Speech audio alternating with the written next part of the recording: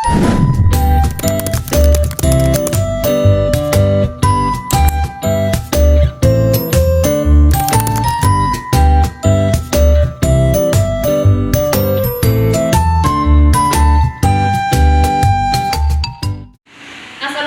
warahmatullahi wabarakatuh.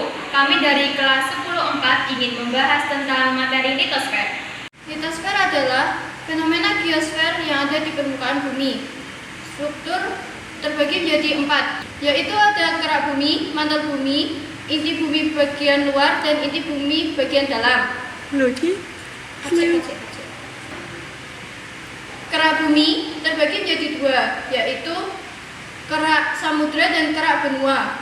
Kerak samudra memiliki ketebalan sekitar 5-10 km dan tersusun atas batuan basalt.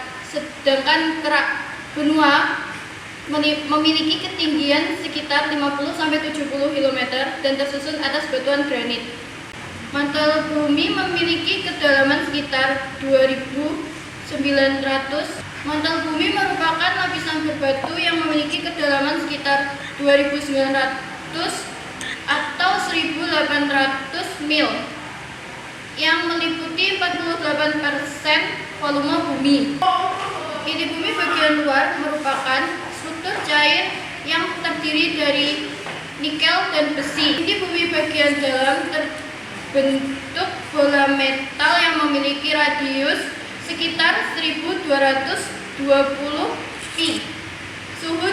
Suhunya sekitar 4.300 sampai 5.400 derajat Celcius. Suhu di sini hampir sepanas suhu di permukaan matahari. Batuan penyusun. Batuan merupakan bahan alami penyusun lapisan bumi. Sebagian besar tersusun secara fisik melalui campuran mineral. Ada 3 golongan batu penyusunnya, yaitu yang pertama ada batuan beku. Batuan beku terbentuk dari proses pembekuan magma pijar menjadi padat. Yang kedua ada batuan sedimen.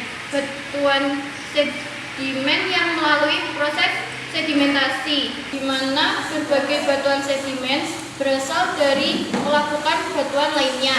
Yang ketiga, batuan metamorfosa atau malihan, merupakan batuan yang asal mulanya dari batuan induk. Tenaga endogen dapat diartikan sebagai tenaga yang mempengaruhi proses terbentuknya permukaan bumi.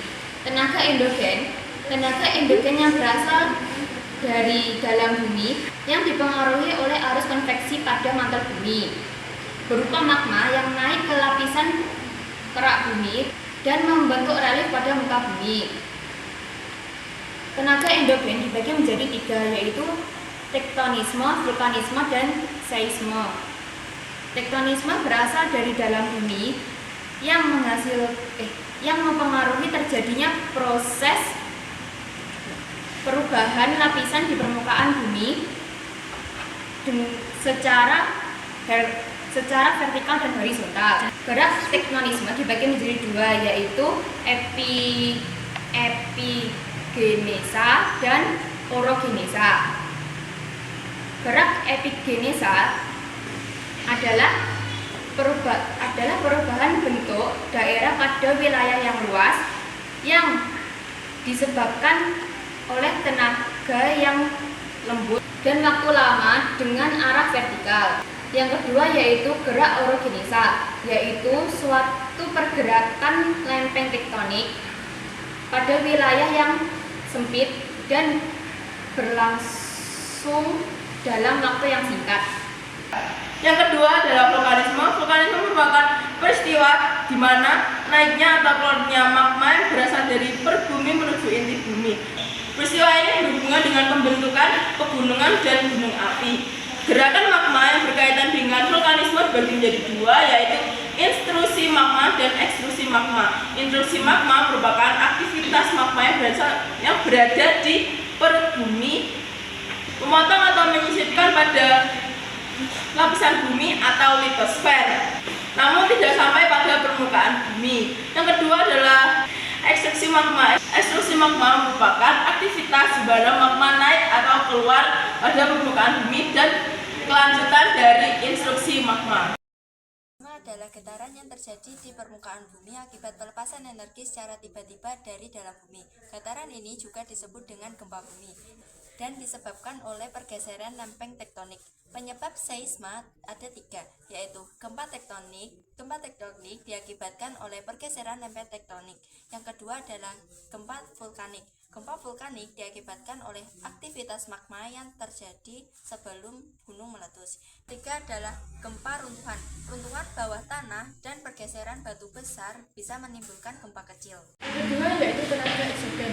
Tenaga eksogen merupakan tenaga yang berasal dari luar bumi sebagai akibat dari aktivitas atmosfer, hidrosfer, dan biosfer. Tenaga eksogen dibagi menjadi 4, yaitu 1. Pelapukan.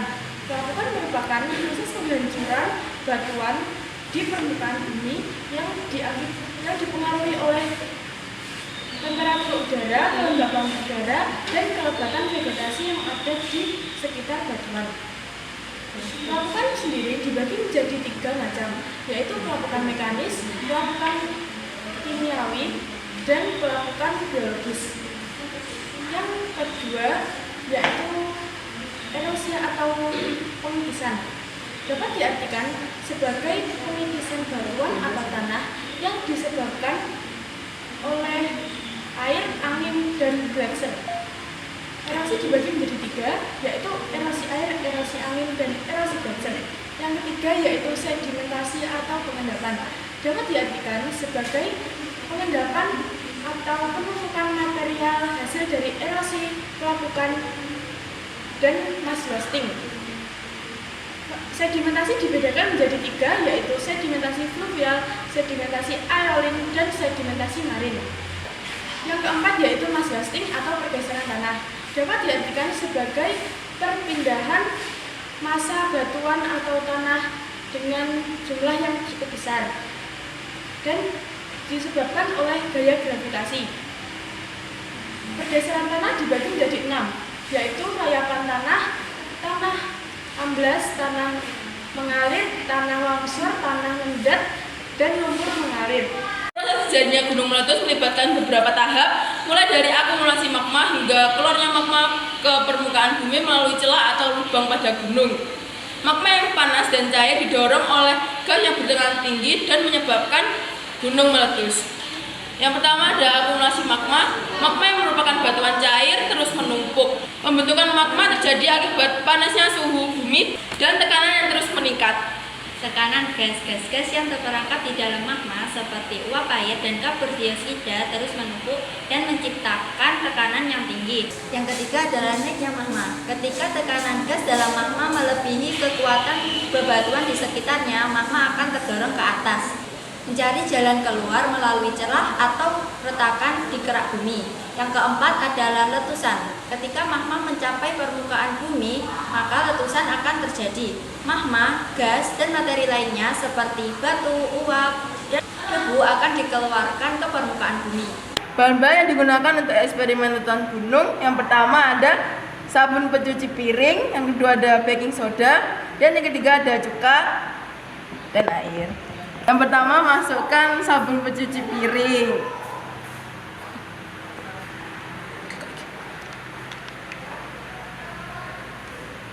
Yang kedua masukkan sedikit air, sedikit.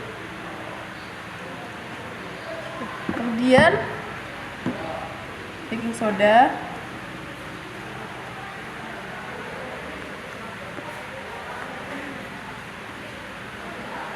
Lalu sedikit demi sedikit cuka air. Dadah.